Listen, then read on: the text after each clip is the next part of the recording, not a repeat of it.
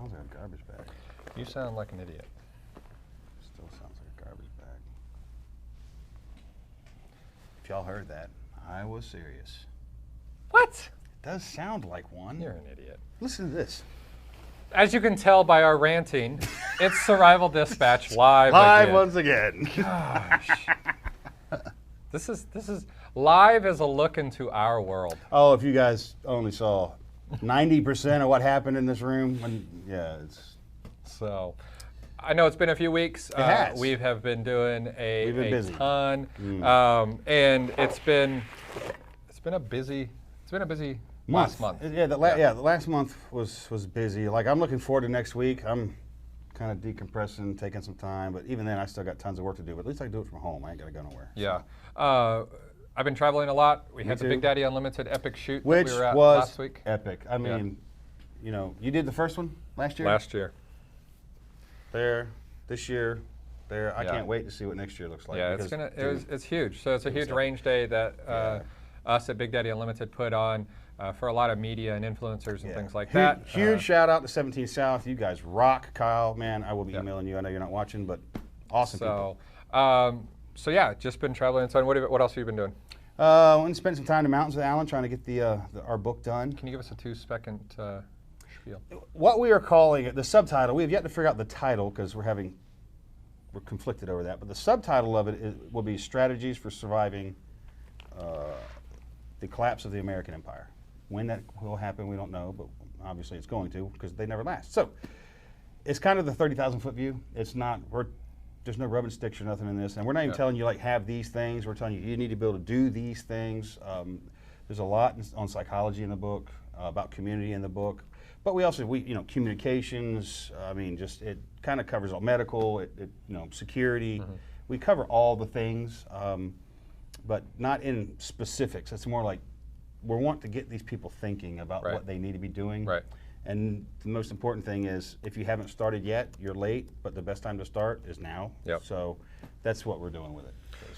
Yeah, and I've read tidbits here and there of the book, and it's awesome. I can't wait for it to come out. So, all right, all of you livers out there, as usual, we got Nikki behind the camera. What's up? So Nikki will be plugging away. We got Allie also taking care of all your guys' comments. So if you have questions, make sure you put them in the comments. Allie will throw them on our screen for us. Allie, throw them on our screen in big letters because I forgot my glasses today.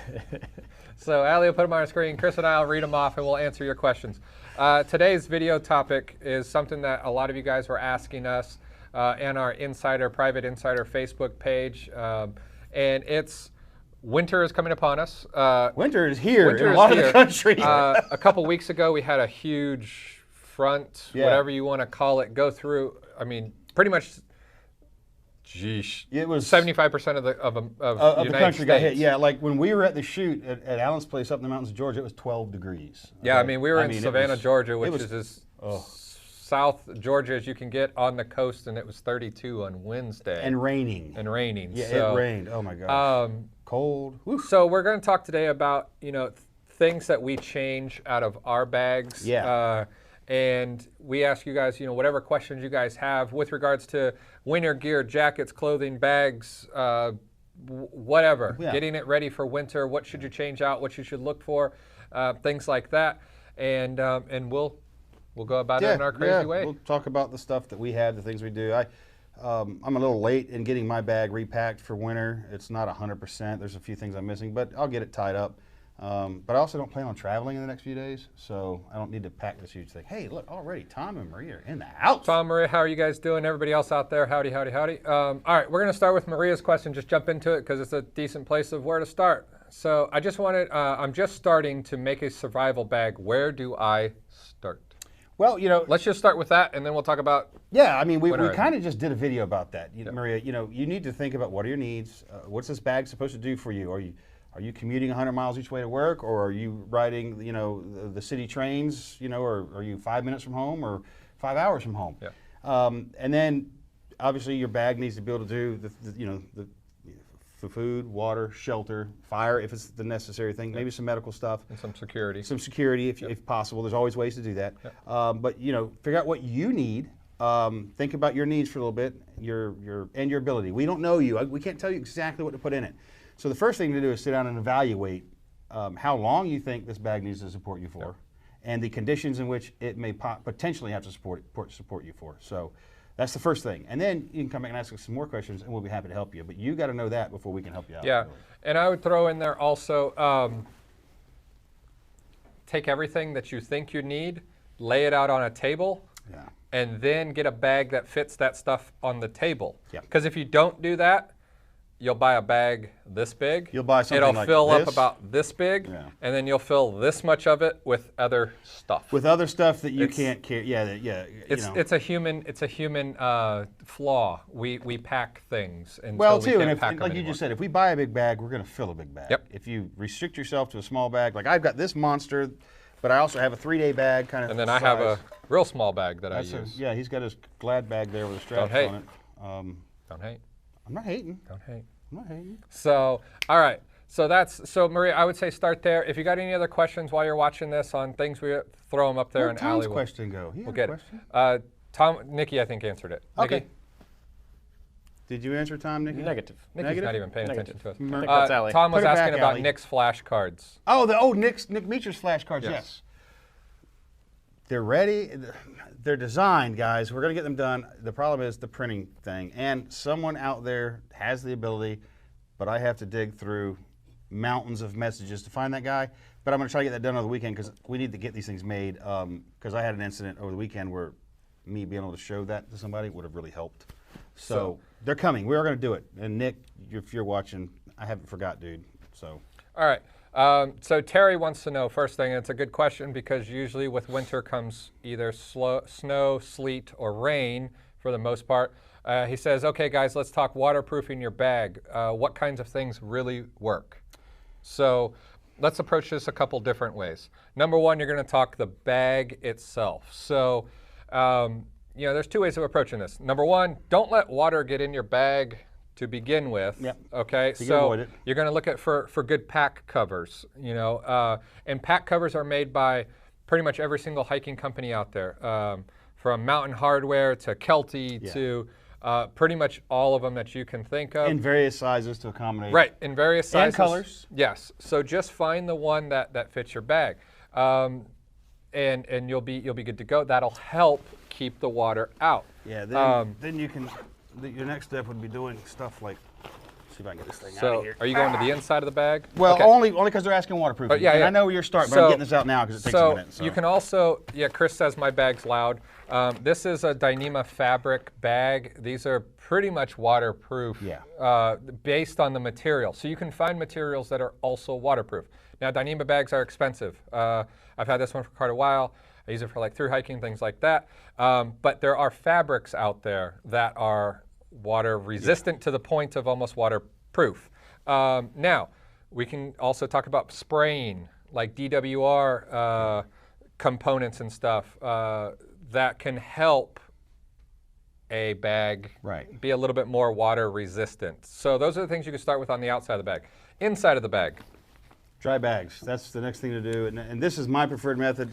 This bag is not waterproof. It is water resistant. It will shed quite a bit of rain and things, but it is not waterproof. So I go to, I kind of overkill some things. I like the Marine Corps dry bags. There's one here. This is my sleep system. There's one in here that has some cold weather layers, extra socks, things of that nature. Is this a Sea Lion? Yeah, this is the Marine Corps Sea Lion bag. So big fan of these. I love these bags. So these bags are super cool. These are Sea Lion. Yep, Sea Lion, right there. Not lion. Line. Line. Wait, this is. Yeah. Seal Line. Seal not Line. Sea Line. Whatever. This is the Marine Corps Seal Line. I'm sorry. So you can get a big bag like this. Yeah. You can also get, these are A-lock sack bags. Oh, those are awesome. Yeah. These are really cool. They're uber heavy duty. Literally, I've used this one for probably 5 years as my food bag.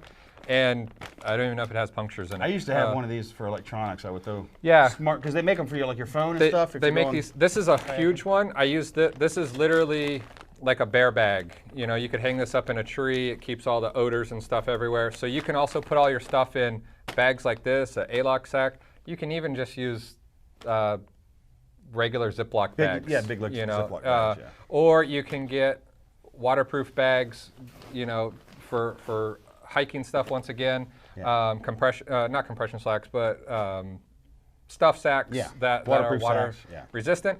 Or you can get pack liners. And as far as pack liners go, one of the best things that a lot of like hikers use are just compactor trash bags, like the trash cans that compact. They're a really thick material, and you can just line those, and they'll keep all of your items on the inside dry. Cool. So I hope that answered your question. If you got any more, leave it up. You can take the next one. And Roddy asks, what's your #1 item for North United States? Well, you need to ask a little more than that. Yeah, fill it in a little bit more, and we'll definitely come back to it. Yeah, I mean, if my #1 item for the North United States is going to be that F-250 in the parking lot.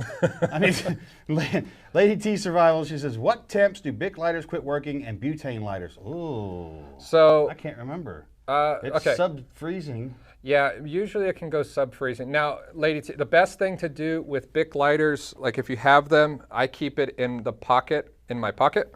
I had it here. Where did I put it, Chris? In his pocket. Oh, there it is. Keep it in your pocket. That'll also help. In the winter times, you can even put it in your jacket pocket, on the inside jacket pocket. Same with your water filter. Those are two things that you definitely want to keep on you. As far as water filters go, always make sure you blow the water out of it first before you put it back in your jacket, or else you're going to wonder why the inside of your jacket's wet. But Bic lighters, I've had them in 10-degree, if not lower weather. I've never had an issue with them in my bag even. So it would have to be below freezing. Below zero, maybe even. Probably. We could probably Google that. At what point does butane? Nikki. Yes. Nikki. I will Google it. And going in with that now, Rodney's asking, how do you keep your hydration bladder from freezing? Okay, Rodney, there's two trains of thought here. You can take mine to begin with. That's why I don't use hydration bladders. And it's usually not the bladder that will freeze. It's the tube. The tube's going to freeze. And that was, when I started hiking, I always carried a bladder. Until I started hiking more in the winter, and I got tired. If you get around 30 degrees, 20 degrees, crunch. You can't get any water all day long. And there's times where it can break your hose. Oh yeah, they get brittle when they get cold. Get super brittle. Yeah. That's why I just went to bottles. Now, as far as your bladders go, #1, at night you want to make sure that they're in your sleeping bag or wrapped up in jackets. Try to insulate them as much as possible. You can get, go to like Home Depot, and they make this real thin, it looks like a Mylar blanket, but it has like packing, like bubble wrap in between it. It's an insulation that's made for housing and stuff, for roofs. But it's real thin. It's literally bubble wrap with aluminum tape on the outside of it. You can make little pockets, and that'll help insulate it some. The more water that you have in your bladder, especially when you're talking at nighttime, the more water you have in it, the harder it is going to be to freeze instead of a little bit of water. So little things like that can really help out. Yeah, too, and if you're in like a kind of an uber desperate or uber cold situation, especially if this is a short-term thing, those little hand warmer packs, thrown into your pack, by your water bladder, will keep that thing from freezing. It won't do crap about the tube. It still very well may freeze, but what you can do there too is if you can reroute that thing into your jacket, it'll help. But that's a tough thing. Again, like John said, water bottles, or even like and water bottles are going to freeze too. It's just easier to get it out once they freeze. It is. I was going to say, or like platypus bladders, those kind of things. Again, get them inside your coat. If you can keep your water inside your coat, it's not going to freeze. Yeah. But filling up something from a source and then stick it in your jacket, woohoo! That's that'll wake you up. So, I mean, it's like that dog wet nose. Yes, it is. Yeah. Right in your ear. Yeah. All right. Steve wants to know, what's the #1 thing you guys have in your bags most people forget? For me, I'm going to say a signal panel, probably, because so many people just forget signaling entirely. Everybody thinks covert and stay hidden. Well, sometimes you want to be found, and I carry signal panels, parachute flares, and handheld flares are in this backpack right now. So I can signal. Whistles, also my whistle's in here. So signaling, I think a lot of people just overlook it. Everybody thinks we're always trying to hide from somebody. Yeah. Sometimes you want to be found. So well, you kind of took mine. I was going to say road flare. I keep a road flare in my pack all the time, just due to the fact I can start a fire. If we're talking extreme winter conditions, road flare. This is not a road flare. This is a parachute flare. Correct. Road flares will get a fire started. Yeah, off inside. Yeah. That's why we can't have nice things. We did a video on starting a fire with a road flare. We did. Yeah. So, but getting a fire started or signaling, road flares, I think, get overlooked quite often. Yeah. Again, so many people wanted just carry my ferro rod. I've got my ferro rod, but what's the flare would be used for what sort of a fire would you use that for?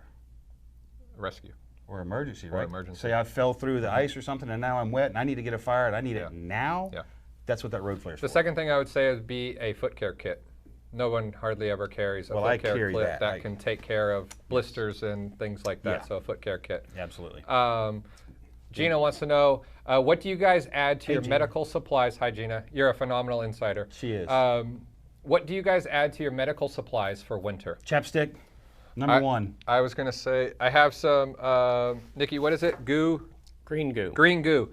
I add a little bit more green goo. The hell's green goo? Oh, it's awesome stuff. Grab it right there. Those little orange. Yeah, yeah. Either one. They're the same. Why are they in orange cans if they're green goo? Because you're an idiot. That's why. Sounds to me like they're idiots. So green goo. This is kind of a that smells pleasant. Yes. So it'll help with chaps. It'll help as like a neosporin. It'll help. But your hands, man, your hands get cracked and just the fingers and thumb, knuckles. So that just sucks. I'd add that to my medical kit to just make sure you keep your skin, because your skin is definitely it's abused. Yeah, too. And if you're in the wind burn, which this would help with, and also the thing to remember is if you're carrying Vaseline soaked cotton balls in your kit for fire, that's great. I mean, for chapped lips, fingers again, same thing. To prevent that wind burn and stuff. But yeah, stuff like this. And in mine, I have a big tube of something that's also an SPF.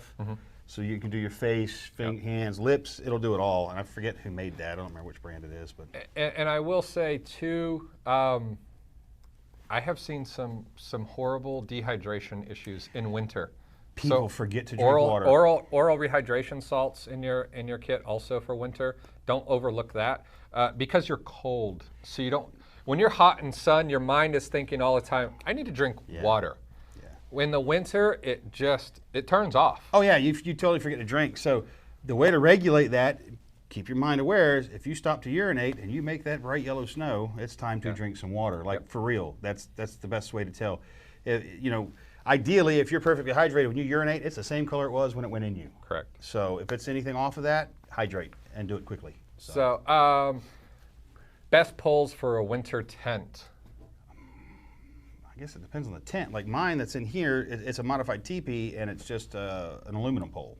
I've always ran carbon poles with my tents. I've never had a problem. Had a huge issue. So I'm gonna say. David says, second pair of socks. Anything better than Darn Tough?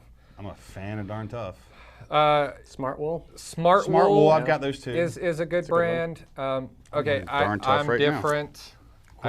I wear toe socks for the most part. So in Gingy, you just admitted that on camera. Listen. Okay. Once again, remember we had this conversation earlier. If you put your hand over your mouth like this, they can still hear us talk. Toe socks.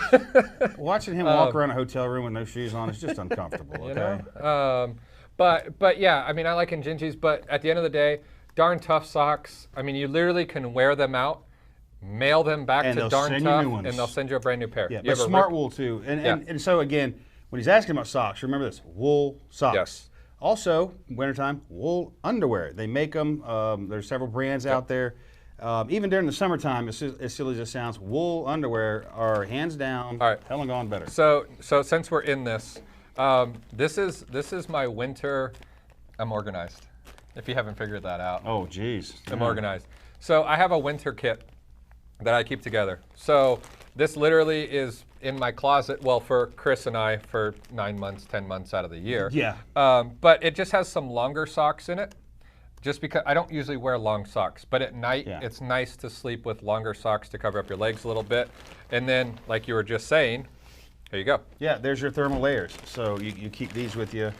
So I got a long top and a long bottom. So these, it's easy, like Chris and I, we might be going to, say, Tennessee next week. Yeah. So it's easy for me to just grab this bag, and I always fill my bug out bag about 80% of the way, so that I can literally just grab this bag that has my undergarments in it and longer socks, my winter clothes. I can just shove it right in there. Yeah, somewhere here's a dry bag that's got my layers in it, but I don't feel like somewhere. It's in there. Yeah. And again, it's a seal line, same thing, Marine Corps bag that.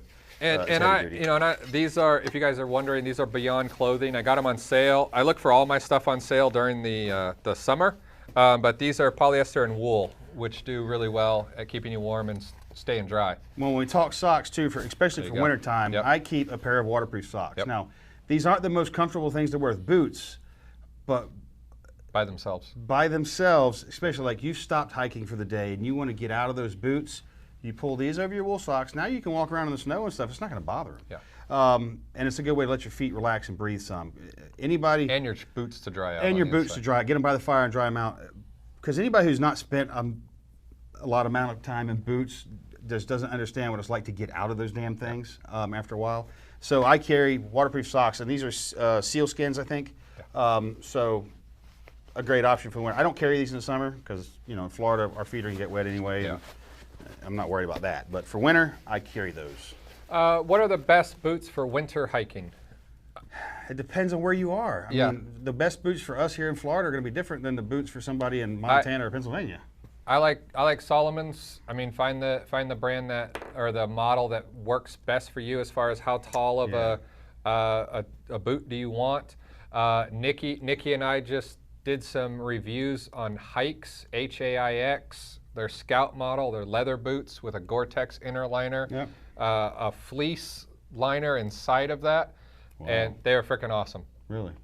Awesome boots. Couldn't say enough of them. So I mean, those are my two favorites. Do you have any other brands you'll throw out there? For like heavy duty winter stuff. I'm trying to think of the name of it. Give me a minute. Well. I mean, for down here, for like us, the important thing is if you can get a Gore-Tex boot, that's what you want to keep your feet dry. And then the warming layers, of course, something with some insulatory value. Schnees, I'm sorry, that's the one I was thinking of, Schnees. Now, a lot of people haven't heard of Schnees boots. They're made in Montana, and they are a backcountry, like packing in hunting boot. Right. They're very rugged, and they make them in various categories as far as like for, summertime, wintertime. They have a lifetime guarantee on them. If you wear the Vibram sole off your Schnees, you send them back and they'll resole those things and mail them back to you. So that's a great brand of boot in my opinion too. So, all right, Anthony wants to know, what sleep system for a medium get-home bag for a regional trucker, 100 to 200 mile walk in winter? You can tell him your setup. I mean, my setup, I threw it down here. Well, I'll open it up. I hate opening it up, but we'll open it up. So in here, this keeps my sleep system dry because we all want to be able to sleep dry, and being wet and cold is a recipe for disaster. So I run the Recon system bags. This is the Recon 3, second generation. This is a 23-degree bag. As you can see, it's not even packed all the way down. I didn't really compress the straps. And to add to that, as a just in case, I have my bivy, my Gore-Tex bivy, and actually in here is my damn jungle blanket. But there's a jungle blanket that goes with this that's made by Snugpak as well. And then this is just the military sleep system Gore-Tex bivy, so that no matter what, I should have a dry place to sleep. Yeah. And the cool thing too about these, the Recon bags, is they have a really heavy bottom that's tub style, so that you can still even probably lay on the snow in that, but you want that separation. There's also an air mattress in here that I would inflate and lay on to stay off the snow or off the direct contact with the ground. But I mean, that would be more than enough. You had some modularity. Yeah. And remember, you're going to stay in your clothes probably. I would lose the boots, leave them out, or maybe put them under your bag to keep them kind of warm. But there's what I'm using. So yeah. So all right, in my normal pack here, when you're talking 50-degree nights, I just use a pack liner. I don't even remember what brand it is. Just a cheaper fleece pack liner. It's packs down to a really small package. Don't need much. And then I use this. This is just the bags that they come in, because you want to keep your down or synthetic sleeping bags as lofted as possible. So don't store them compressed all the time. They'll lose a lot of their warmth and loft. This is an Enlightened Equipment. This is a quilt, so a sleeping bag quilt. It's not zipped all the way. Oh, really? So I'm a bigger guy. I got big shoulders. I don't fit into much sleeping bags. And if you ask my wife, I turn nonstop all night long. Yeah, so, me too. Yep. Like me and like a mummy sleeping bag, I could never get comfortable. So I went to a quilt also, and it doesn't, so you really don't use a bottom, but most of your heat you don't lose to the bottom, it floats up. So you trap all that in. So this is my Lightning Equipment 40-degree bag. If we start to go into like 30s, I'll put the pack liner back in this bag. And then if it goes into the 20s, I have an Outdoor Research Gore-tex bivy that I then stuff both of those into. And I've gone down to 12 in that setup. I have a Wiggies bag. I have a custom-made Wiggies bag that I don't keep as a standard item unless I'm going someplace where I know it's going to be cold, because anything short of like below freezing, you'll roast in this thing. But the cool thing about Wiggies for bigger fellows like us is you can call them and they will customize your bag. So the bag that I took for a couple days stay on Vancouver Island one time was a custom-made Wiggies. It was longer and wider. I wanted a little bit more room in there so I could roll over in that bag that we're talking about. And the bag not move with me. Yeah, that Lightning Equipment is an extra long, extra wide. Yeah, so and Wiggies, that bag, I will give Wiggies credit for this. For their sleeping bags, you can get in that bag wet, and in the morning you will be dry. Yeah, that's cool. Because I did, because when they put me in, I had to wade ashore in hip-deep water, so I was soaking wet. And I remember talking to the rep at Wiggies, and I got in that bag that night, and when I woke up the next morning, the only place I had moisture was the cuffs of my pants. Everything else was dry. Nice. So, yeah, if you got any other questions on sleeping bags, feel free to leave them below. What knife would you use in a cold, arid climate? That would be a primary survival knife. Can you make a survival knife your fighting knife also? Every knife is a fighting knife. Stick the pointy ends in the sharp spots. Repeat as necessary. Yeah.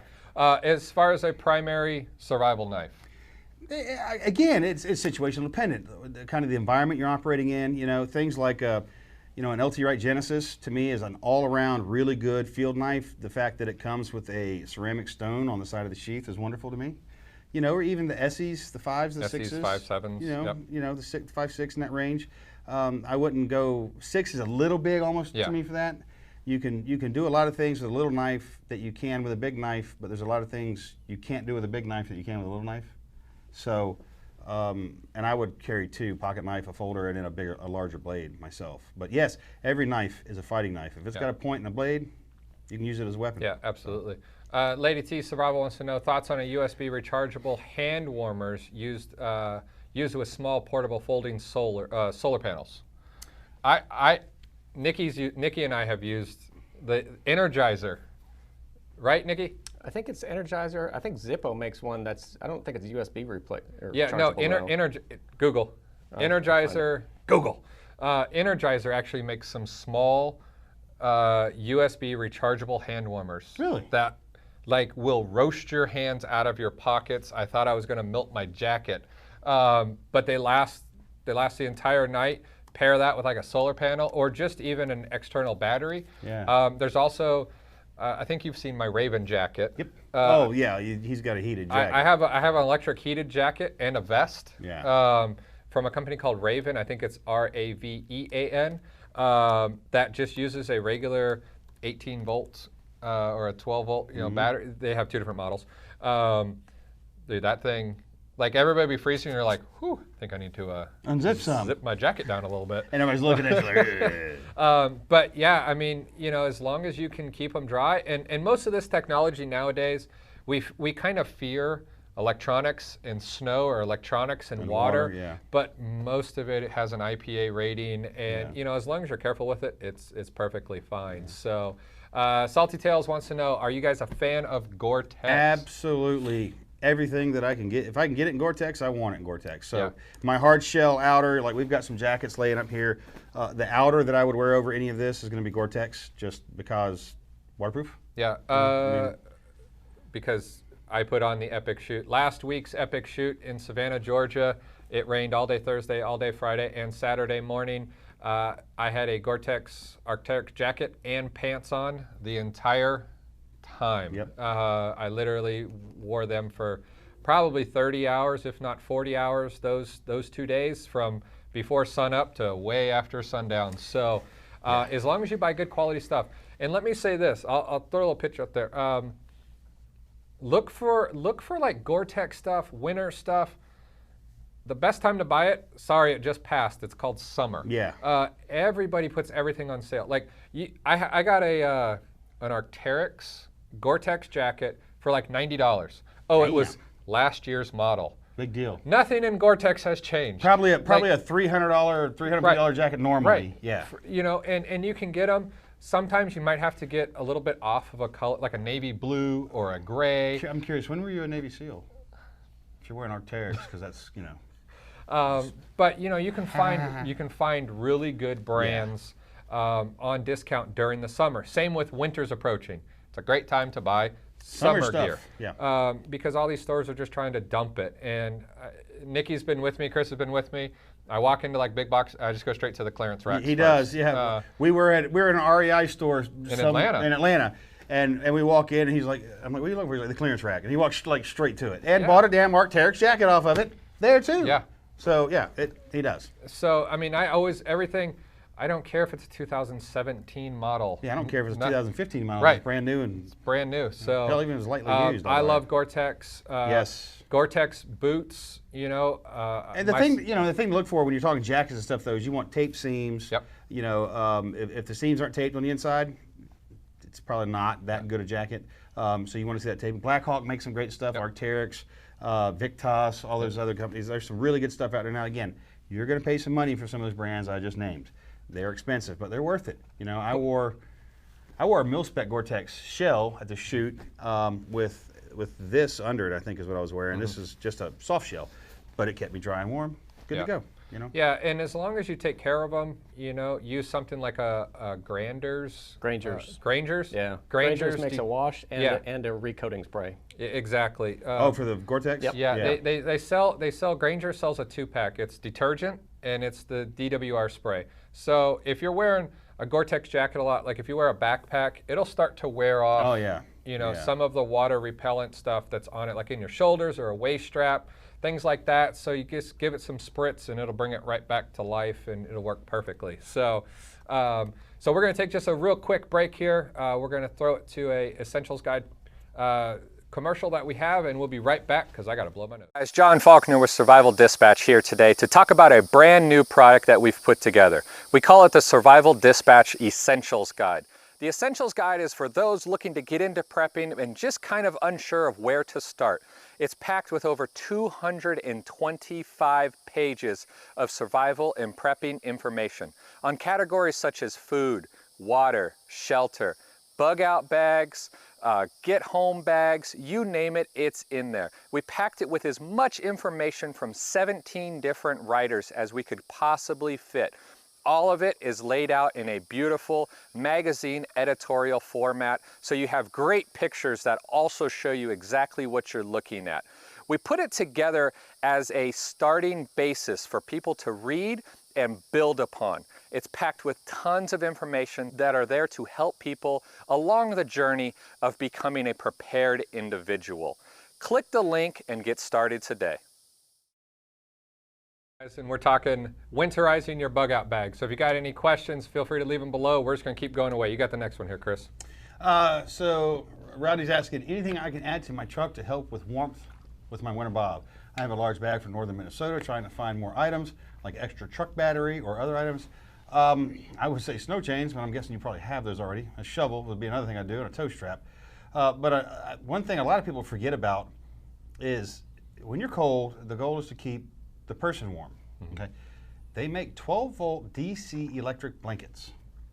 I think everybody who lives up in those northern latitudes ought to have one of those, because you can't always sit and just let the engine run, you know, with the heater. You might be in a situation where fuel's limited, like there could be a big long traffic, like what happened in Atlanta a few years ago, Snowmageddon. But if you've got a 12-volt DC electric blanket, you can plug it in a circuit lighter, keep yourself warm, start the car periodically to keep the battery up, and then shut the car back off and sit there and be warm.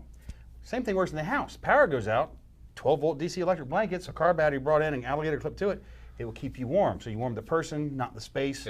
That's a couple things I would say. You know, an extra battery in your truck, unless you're keeping it in conditioned air, it's going to do the same thing that the other ones are going to do. It's going to be exposed to cold air, and probably the same thing's going to happen to it. But yeah, warming layers, and which we're going to get to here in just a second. But I would say layers, extra boots, waterproof stuff, good food, plenty of food, you know, and a way to heat it. Yeah. So. You can take the next one. Yeah, Lady T, opinions on silk weight undergarments. Yes, absolutely, get them. Army type in particular. I'll tell you this about the silk weight stuff. They're great. Silk is the most insulative fabric in the world by weight. So it does the best job. The thing with them though is you will smell horrible. Yeah. The stuff will make you stink. It just does. I don't know what it is about it. But that silk weight stuff, so you put your silk weights, then say your waffles, and then your heavy weight if you need to, and then glue on those jackets. But that layering system allows you to regulate temperature by adding, removing layers. If you are just walking around in something like a Carhartt jumpsuit that's Arctic's thing, you've got either that or nothing. Yeah. So layers are great, and silk weights absolutely. Just remember, you're going to get funky. I call it the barn doors approach. They're either wide open or completely shut. Completely shut. There's no middle ground. Yeah. Yep. So yeah, let's see here. What is the best weather two-way radio, ham radio, for someone who has never used one and needs to learn? Oh, lordy, that's tough. Okay. First of all, Nikki's going to put a link to a 2-hour video that we did with Nick Meacher, all on ham radios. That will answer a ton of your questions with regards to the ham radio. Let's talk weather radios, because that's very winter appropriate, knowing when and what is coming. Well, but if you have a ham radio, you can get all the weather frequencies on it, and they should be on if you have a handheld. Like all my handhelds have the weather channels on them. NOAA. The one in my truck has all the NOAA channels in it. But yeah, having a weather radio around, especially ones that will just sit idle, but they catch the alerts and they tone off and will tell you something's happening. I think everybody should have one of those in their house personally. So what would you say is your favorites? Give a couple radios. I mean, I'm a fan of Yaesu. I'm not a Baofeng fan personally, only because I have better equipment and I understand the differences. So I'm a big fan of, like I said, Yaesu, Motorola's, Hytera even. That's what most of my equipment is Hytera, because it's waterproof, mil-spec drop rated, and encryptable, which you cannot do over normal ham frequencies. If you're looking for a non-ham radio option, things like county comms radio are a fantastic way of getting information. Yeah, the little like it's an AM, FM shortwave. Yeah, having an AM, FM shortwave radio will provide you a ton of information. It's intelligence. You can get weather on it. You can get news from other governments, and that's one thing to keep in mind. When things get sideways at times, our government may not be the best source of information. Maybe listening to reports from other people might give you better information. Yeah. So having shortwave and ham radios are great for that, because you can pick up signals from all over the world. So. Too Tall Trucker. I want to know how tall Too Tall Trucker is. Yeah. Best place to find natural tinder during winter. Natural tinder during winter. It depends on where you are. Yeah. Again, you guys need to give us a little more information. I mean, do you live in Appalachia, or do you live in the Southwest Desert, or Florida, or Pacific Northwest? The best place to find tinder is going to be off the ground, standing someplace, and you may have to process it. So, like in the mountains of North and South, or North Georgia, North Carolina, Tennessee area, like the tulip poplar is one of the greatest tinders there to utilize. As we did up on the mountain, it takes some time to process it. You've got to process that stuff. Yeah. But you find it on standing deadwood. Down here in Florida, the best tinder in the world is the monkey fir that's between the fronds of cabbage palm, or the stuff that's on palmettos. It just depends on where you are. If you're out in the Pacific Northwest, yucca is fantastic tinder. It's also great bow drills, fireboards.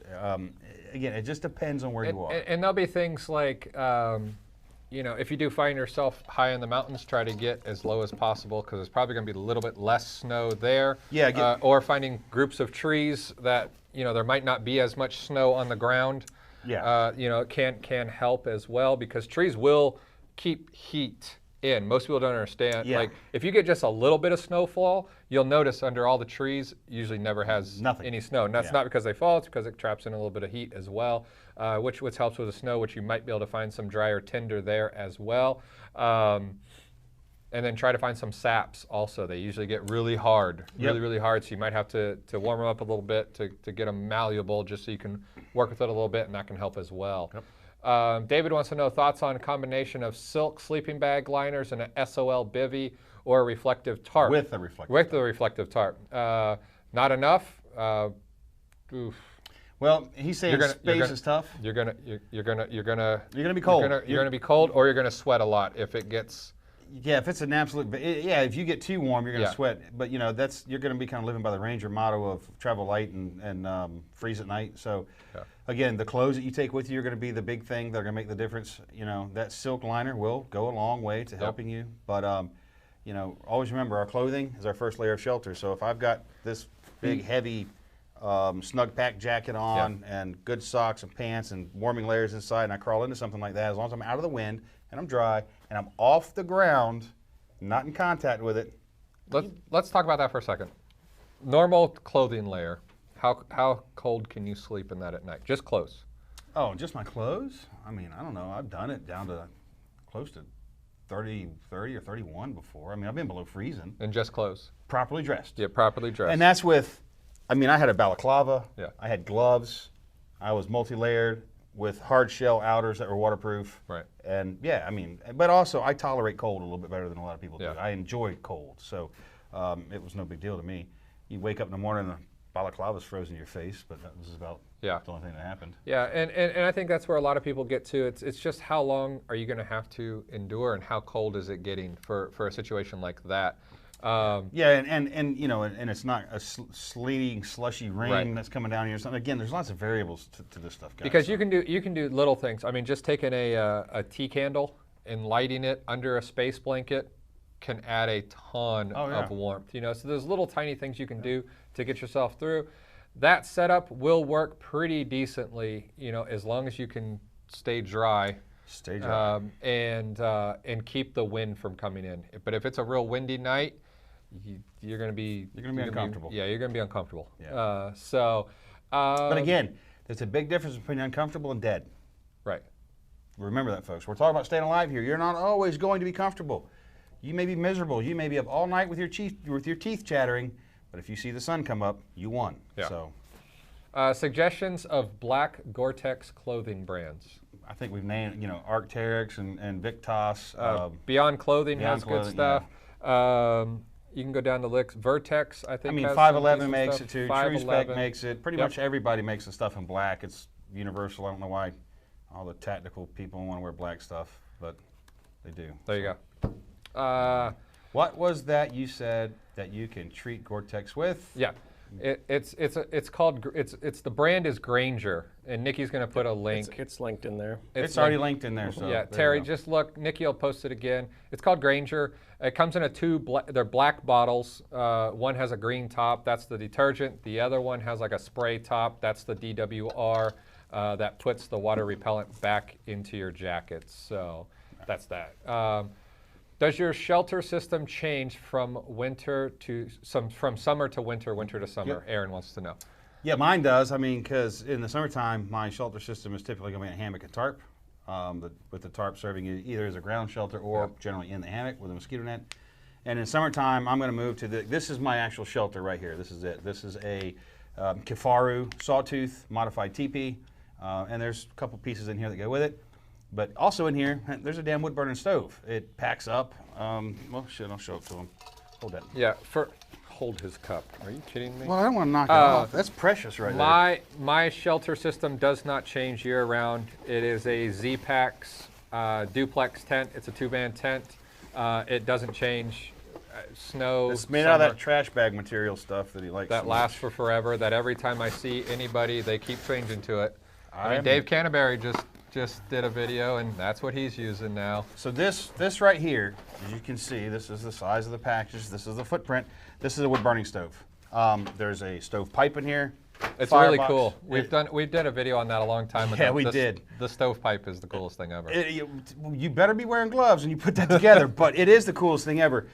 We just used it in Kentucky. It got down in the 30s, and I did have my wife with me. She went with me to that class. And so having this thing in there, I mean, it's a hot tent. You know, me and Alan did one in Missouri many years ago when I first bought this thing, and it was like 12 degrees outside, and I was the only one not miserable. We had guys leave and go to hotels. I mean, lots of them slept in their trucks. Some guys left, went to hotels. Alan literally slept in a military sleep system, the 3 pieces all together, on the ground, in the open, exposed, and the winds are howling, and I don't know how he did it because he's insane. But I slept in this shelter with this stove. I was warm. I was happy. I had hot drinks. I was good. There you go. Absolutely, I stage mine according to season. But yeah, I just stay. I use the same year round. I either open the doors or close the doors. What do you think the Spot Gen personal locator would be a good thing to have at SHTF locally if you're stranded?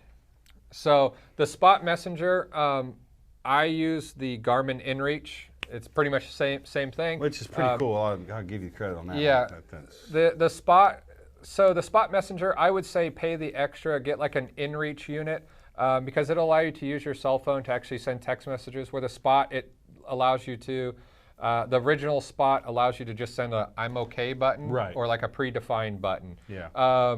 The Spot also has the Spot X, I think it is, which is like an old BlackBerry phone that has keys on it that you can type the old on. QWERTY keys like style? Yeah.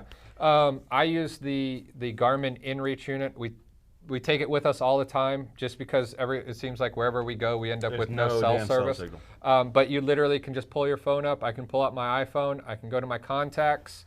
I can text my wife. I can text Chris's wife. Yeah, so the way it works is you take the Garmin and you pair it to your phone. Yep, with so Bluetooth. You're actually, Bluetooth. You're texting on your phone, sending the text, and the Garmin sends it out to the satellites. It does its thing, and it takes a little while. And it also does GPS, so you can use your phone. It pretty much makes your phone like the ultimate Garmin unit. You know, you can use satellite maps, topo maps, you name it. It can track your location. It'll send. You can do it up to I think every 5 minutes. It'll send your location. So if you're on a hike, Chris can be at home in Florida. I can be in Arizona hiking, and he can see my travels. You know, as I go. I think they're phenomenal. Well, the only thing is, he said after SHTF, there's still going to be satellites. Maybe, maybe not. I mean, look, when in the '90s when Desert Storm started, I was working in the boating industry back then, in the early like '91, I think it was, and GPS was just coming out, and we had these huge Magellan GPS units. And the government turned off civilian access. Like, they did not work. And they can very well do that again. So, again, just keep it in mind. It is technology. It is controlled by the government, and it is subject to failure. So I would recommend a damn But until that happens, use it. I mean, use it. I'm a fan. No, I'm not saying not to, but just bear this in mind. So, best way to stake down your guy wires on a tarp or tent in the forest with frozen ground. Oh, I have so many tent stake stories with frozen ground. It sucks, Austin. So frozen ground can be extremely difficult. Usually what I like to do is, first of all, start with regular snow stakes. They're wider, they're thinner, and they kind of look like a wedge all the way down.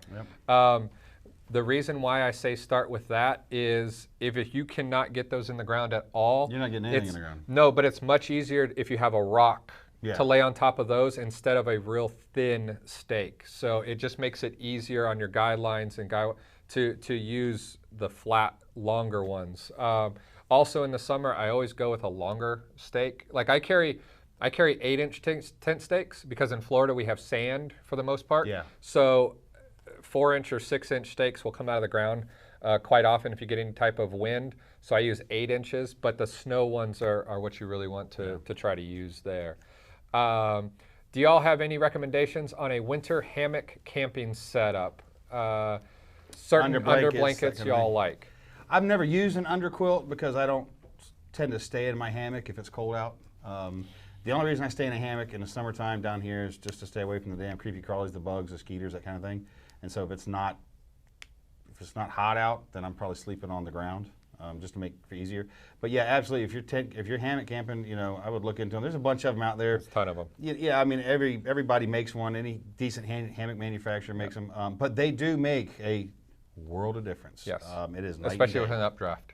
That updraft will get you all night long. Well, that too, and if it's, I mean, I've slept in hammocks in the 50s, and your shoulders, your back, you're miserable. You will be freezing to death if you don't have an underquilt. So. Yeah. I don't hammock. Too Tall Trucker got back to me. I'm 6'9". I don't hammock. I don't hammock. I have a fear. I don't hammock camp. I have a fear that where I'm going to end up. I don't have 2 trees that I can reach and put my hammock up. There you go. There you live go. in Florida. There you go. There you go. There. If you can't find two trees to put a hammock. Every one of us have a cork, don't we? Don't we? Everybody has. I guess we all have our unreasonable fears, folks. 2 tall truckers. I'm 6'9". Awesome. You got me by 4 inches. So the first rig my company tried to put me into, I couldn't stand up in, so they had to order a larger rig for. They had to buy the man a bigger truck. That's awesome. That's cool. There you go. I'm glad you're around, and that's awesome. Us tall folk got to stay together. So, all right, next question here. Just want to say that Snug Pack oversized jungle blanket on your recommendation and used it on a hunting trip to Montana a couple weeks ago, and was amazed how it took the edge off when the temperature stayed between 5 and 12. Hell yeah, Aaron. I told you, man. I'm not going to lie to you. I ain't going to let you down. Yeah. I'm a huge fan. I think I have 5 or 6 of those things now. They're everywhere because, you know, when I left home to go to the shoot, there was one in my suitcase. In the hotel, what do you think I'm sleeping with? My damn jungle blanket. There's one in the ruck. There's one in the truck. They're everywhere. They're a fantastic insulatory addition to a sleep system. Yeah. And they're small, they pack down. And there are ways, like I said before, you know, to use like a Gore-tex bivy. Number one, that gives you some water protection in snow and rain, but it also helps trap heat in. Well, too, you know, if you've got a Gore-tex bivy and a jungle blanket, now that's a moderate temperature sleeping system. Right. You've got your bivy, you can get in and wrap up in that blanket. You don't have to have a heavy sleeping bag. And two, if we get into tactical considerations, I know everybody likes to go there, but being in a bivy and not zipping it, but snapping it together and being wrapped in a blanket is something you can come out of in a heartbeat.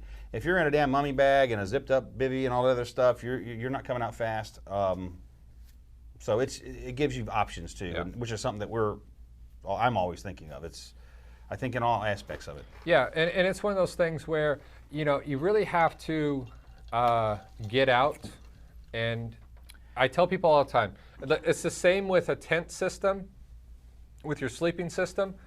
If you live in a cold climate area, if you live in the north, go into your backyard and try a system. Yeah. And if you just get to the point you're like, I can't do it anymore, then just walk back in the house. Yep. Go take a warm shower, not hot, warm. Just warm yourself back up, get some warm fluids, and then figure out what you need to change. Yeah, what didn't work. Yeah. Because there'll be people, like I've told people before, like, hey, you might want to pair that with a Gore-tex bivy. And they're like, oh, I sweated all night long. Well, it's a Gore-tex, like, it ain't going to breathe very well. So you got to know how you sleep. The other thing, too, is a 40-degree or a 20-degree sleeping bag will keep Chris warm a different way than it'll keep me warm. Oh, yeah. And a lot of people think, like, well, where I'm going is 20 degrees. All I need is a 20-degree bag. Negative, Ghost Rider. If you sleep cold, you might need a -10 bag. Yeah. To stay warm. And if you sleep warm, you might need something less. You might need a 40-degree bag. You know, and I tell people most of the time, whatever the brand manufacturer says, oh, it's a 20-degree bag, I say add 10 or 15 degrees to that, and that's where you're going to sleep comfortably. Yeah. And the most important thing, kind of what John just said, you have to go out and do the thing. You have to go out and use this stuff. Yeah. You can't buy this stuff, pack a bag, throw it in the corner, and think you're set. You've got to go out and use it. You got to understand the limitations and do it. As much as people hate this, I mean, they hate going out and doing it just to begin with. Go out and do it in bad weather. Yeah. Setting up your tent and your stuff, and when it's pouring ass rain or snowing or the wind's blowing, will teach you some lessons you just can't learn any other way. So. Yeah, and that's that's where we kind of always want to make sure that we're implementing and testing, our kit, because it's one of those things where when you find yourself in a situation that you didn't think you were going to find yourself in. Case in point, went to Tennessee last year for a class at Tactical Response. We're doing an outdoor survival class there. It was 60 degrees for a high the day I arrived. We went out to where we were going to be staying. It was 19 that night, 24 for a high the next day. And it was like 18 or 19 again that night, and then the next day, 60 degrees again. It was just like a one-day cold front that came through. Yeah. So if you were to just look at your phone a week in advance and be like, that's 60 degrees, man, perfect. It got cold that night. It snowed. It was nasty. So, always being able to having options. Options. And that's why I say I don't throw half of my kit out when winter comes and throw another half in. It's kind of just bits and pieces that go with what I naturally use and go from there. So Anthony wants to know, can you guys do another survival challenge or skills video using night vision? Yeah, so we have more of our survival challenge videos that Nikki is posting constantly every week on this channel, so make sure you watch those. We're constantly working on more survival stuff.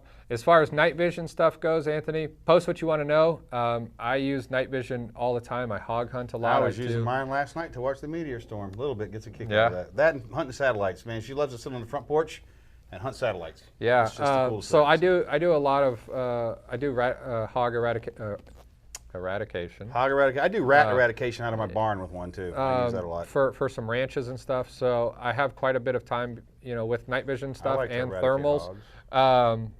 So I mean, whatever questions you have. But yeah, Nikki and I, we actually have a camera setup that we're working on that we're going to be putting a PVS 14 in front of our camera also. Some great footage of somebody snoring in the middle of the night that I got. I saw that. Look out for that. You'll be seeing that. I saw it. and when I saw that, Nikki, I'm like, so that little bastard was up creeping around while we're all sleeping. Is what Everybody, I thought. nobody was creeping around. We were all awake except for one person. Two people. Two of us were asleep. And I don't know why y'all couldn't sleep. I heard the audio. It wasn't loud. Haters are going to hate. That's all I got to say. Haters are going to hate. Is there any good 4-season tent that you guys would recommend that is fairly durable and doesn't weigh a ton? Dyneema tent. No, as far as 4-season stuff goes, something like an MSR would be a really, really good tent. Mountain Hardware. Kifaru too. Kifaru makes some 4-season. Again, now some of these things have price points that are going to make you flinch. Yeah, but once again, look for used stuff. I will tell you, a lot like firearms, hiking equipment, tents, things like that are kind of the same way. If you get on eBay, and I know some people, they're going to jump in and say counterfeits. Most of it's not, just because most people will not go to the extent of trying to knock off an MSR tent to sell on eBay. You can get used stuff, just like firearms. You can find used tents. People, like, I bought a tent and it said that it was certain length long, and I was like, this ain't a certain length long because my feet are touching the wall. Right. I couldn't fit in the tent, so I literally boxed it up and I put it on eBay. Yep. I hardly even used the dang thing. So you can find things like that all the time and really save money. But yeah, I really like MSR tents if I'm going a traditional route. Kelty also. Oh, Kelty, yeah. Makes fantastic tents. Yep. So you can take the next one here. So Bluebee says, what do you prefer, an axe, machete, or a saw in the winter and overall? If you're only going to have one of those items, I would take a saw because it takes far less effort to use. When you're hungry, thirsty, cold, miserable, whatever, there's far less chance of you hurting yourself using a saw. They're quieter too, and they take less energy to use, actually, believe it or not. Swinging an axe is a hell of a lot of work. Yeah. And you can bring some chunks of wood back to camp and sit down where you're comfortable and section that stuff up. Like, again, when I have my shelter set up, what I do is I drag big pieces of wood to the front of it, and I go inside and I zip it up. I sit by the stove, and I just pull them under the tent, because this thing has no floor. And I section them up and toss them in the wood pile, and I just keep pulling them in. I'm sitting warm, I'm comfortable. I couldn't sit in there and do that with an axe or a hatchet or a machete, So everybody should have a saw, in my opinion, because they're just so versatile. So, and Mary, I kind of answered your question earlier. And Mary says, I'm a big girl and I have a hard time finding sleeping bags I can get comfortable in. Do they make bigger bags? Thought about making one myself for the tarp, last resort. Yes, you can. You can get them custom made. Like John said, the one he has is extra long, extra wide.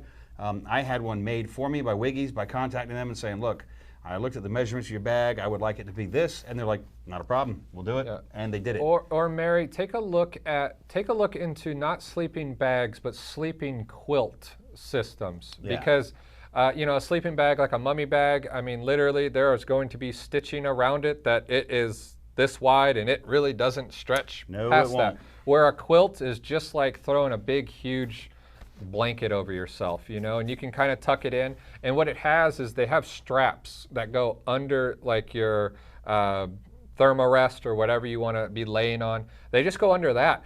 but I mean, it gives tons of give side to side. I mean, literally, I can turn, I can put my arm up in the middle of the night if I got to reach something, if I got to scratch my leg. It has tons of room. I mean, it's just like a blanket. Or you can take those straps off, and it's literally a sleeping bag, a down or synthetic filled blanket. Yes. I mean, that literally. Or you can go with like a whoopee style blanket and just leave it unzipped. Yeah, well, that's where then like something like a jungle blanket would pop in, but again, that's gonna not very scalable depending on how cold it is. Or you can do a couple of those or combinations of say like a jungle blanket and then one of the Marine Corps style five-star gear makes a whoopee has the zip on and the snaps all the way around it. So you can do it, and Google it. You can find some larger sleeping bags listed for sale in some of the manufacturers. Or like I said, you can have them make them for you, and it didn't cost that much more extra. Really, it didn't. Yeah, and I mean, I'm 6'5", 230 pounds. So I mean, they make bags in every size. Yeah, they do. So, yeah, I mean, I was like I said, when I had that one made, I was pushing right at 300 pounds. I could roll around in that bag and it wouldn't move. I could stretch out like this, like I could lay in there like this, and I wouldn't. Yeah. So there's definitely options out there, Mary. Yeah. Don't worry about trying to make one yourself. What is a good saw brand? Because I work with an axe. Currently, I'm thinking he says. Yeah. Silky's, what's the little something boy? Pocket Boy. Pocket Boy. Pocket Boy is a great one. That's what's in here. The Silky saws are awesome. Pocket Boy saws are awesome. Yep. They make a big boy too. They make a big boy. They make they make various sizes. Katana sword. Yeah. I would stick with those two brands. Yeah. They work really well and they're harder to break. And there's some like I think who was it? I hate to disparage anybody, but there was one of the companies, and it began with an S. I forget who it was. That I had one of their saws and was using it, and it just fell apart. I mean, is that green one? Yeah. And and the same thing happened to Alan. Same exact thing. So we were like, off the list. So again, buy a quality one, use it before you're going to be in a position where you need to use it. Put it to work a little bit, make sure it holds up. But like a Silky, the Pocket Boys, the big boys, those things are great. I mean, and you're not going to find a better saw really. So. All right, we're going to start wrapping up here. Just a couple more questions. We have a lot of crap to put away. Yeah. Just a few more questions here. All right, water system. Do you change anything when you go into the winter? So, I would say for you guys running bladders, try to run the insulation sleeves on your tubes. Usually they don't work, but they'll help a little bit. What are some other tips that you give with regards to your water system? Again, I'll switch. I mean, I love a stainless steel water bottle because it gives me options. But in the wintertime, I'll switch to like platypus bags because I can get those inside my garments and keep my water from freezing. And that's really the biggest thing. And again, temperature dependent. If I'm going to be in an area that's going to be sub-freezing, then it's a big deal. And if I'm in an area where it may get there, where it's 20s at night, but 40s in the day, I'm not going to worry about it. I'll run my bladder, and I'll still use my bags, and I'll keep all the stuff in the ruck or however, and I don't really get too carried away about it. Let's see here. Stephen wants to know, what food products do you recommend for winter bug-out bags? Like below freezing. Freeze-dried food. Freeze-dried. Go freeze-dried. Simple. That way it lasts. The MREs freezing and thawing, bad juju. It's not good to do to them. It'll compromise the bags. If you ever pick up an MRE and you look at the retort pouch that the food is in, and it's like wrinkled and it looks kind of funky, that MRE has been frozen. That doesn't mean it's bad. If you have MREs with you in your ruck and they freeze, you can heat them and warm them. They'll thaw out. You can still eat that food. But you're not going to take that stuff home and throw it in a closet for 6 months and take it on your next trip because it probably will be really funky by then. So freeze-dried really is the best way to go. I agree with that as well. Dehydrated, freeze-dried, same thing. So. All right, we are going to wrap up here. It is been over an hour, and we've been talking about winterized food. And real quick, before we go off air, just dropped it today. For a giveaway. Giveaway. Like, comment, and share. So head over to Facebook, head over to Instagram. That's very nice. Gerber Auto Tanto. There you go. Pretty sweet weapon. All right. See, best one so far. Nikki gets to come into the camera and then just give away. The best one. I mean, I kind of like that one. That's an auto. That's a Benchmade too. I got more. I can do this all day. I'm leaving my knife in my pocket. I can do this all day. I don't care. But get on, like, comment, and share. And okay. Nice, like, comment, share. We're going to be giving this Gerber giveaway away. And it is November 22nd. We will not be here next Friday. I hope each and every one of you have a fantastic Thanksgiving. Yes. Enjoy time with your family. Give thanks for those that are around you. And next Friday, I hope you're all sitting on the couch, just napping. And I'll be at work. Kids are no, you will not. Yeah, I get half a day Wednesday and Thursday. So, but I'll be at work too. I'll be at home. I hope each and every one of you have a fantastic Thanksgiving. Next Monday or Tuesday, Nikki, we're going to be dropping some videos. Yep. Yes. Yep. We've been pretty much dropping like 3 or 4 videos a week. So definitely Monday, Tuesday, Thursday, Friday. Next Monday and Tuesday. Monday, Chris is going to be back up here. We're going to shoot some videos on a gift holiday guide that we're going to be sending you guys as well. Just cool gifts that we've used throughout the years that you guys can buy. So if you have that prepper in your life that you're looking for somebody, or the person that you think should get into prepping, we're going to give you an awesome guide to different price categories. So you'll want to stick around for that next week also. I hope you guys enjoyed today. I hope you guys got a lot of great information out of this. And until next time, see ya. Have a good Thanksgiving, guys.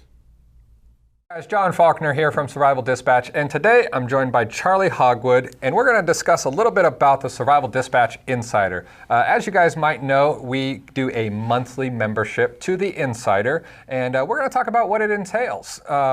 As you know, we don't do Patreon or any type of funding sites like that.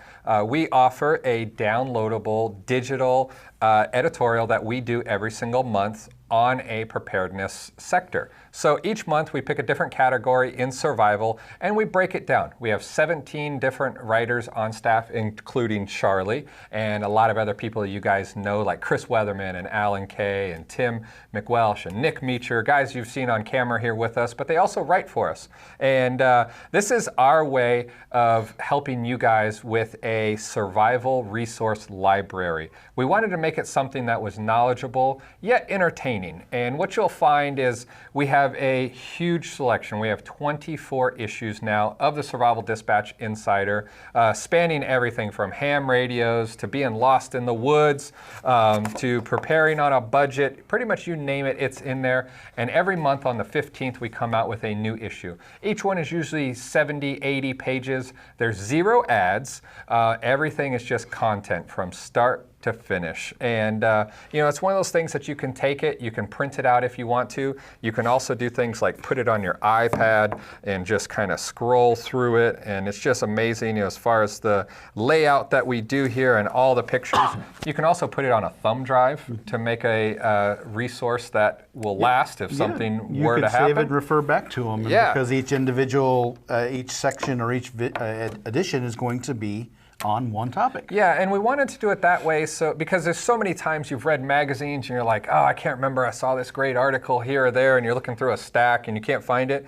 So, when you're looking for something like a ham radio, you go to the ham radio issue, and it'll probably be in there. So, it's one of those things that we wanted to bring it to you guys because we get a lot of questions about it. Also, being an insider, you don't just get the monthly publication. You also get access to our private Facebook page where guys like Charlie get in there and answer questions that you guys have. You also get things like our survival checklist, which is a Google Calendar reminding you of when you should rotate through your preps, how to build, the blueprints of how to build a bug out bag, and much more. Yeah, and the call to action sheets too. The call to action sheets are also awesome that you get every single month with your issue.